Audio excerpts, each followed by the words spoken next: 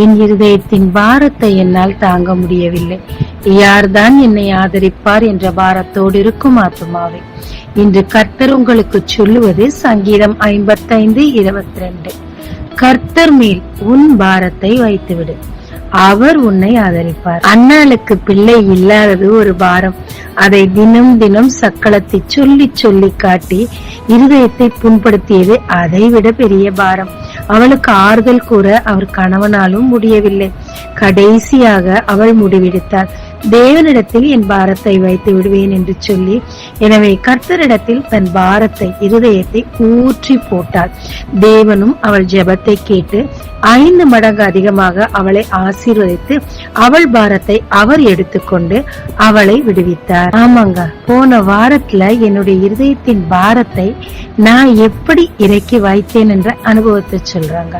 சில காரியங்கள் நடந்தது என் இருதயத்தை அதிகமாய் பாரப்படுத்தி 24 மணி நேரமும் அதை பற்றியே சிந்தித்து எனக்கு கண்ணீரை வர வைத்ததுங்க. கடைசியில நான் உட்கார்ந்து யோசிச்சேன், இந்த பாரத்தை நான் சுமப்பதினால் இதற்கு ஏதாவது பிரயோஜனம் இருக்கா, அதுக்கு ஏதாவது ரெமெடி கிடைக்குமா, அதை விட்டுட்டு கடந்து போக என்ன செய்வது என்று யோசித்து தாவீதை போல் என் ஆத்மாவோடு நான் பேசினேன். சுபா, உன்னால என்ன செய்ய முடியும்? இதுல இருந்து கடந்து போக முடியுமா? முடியாது.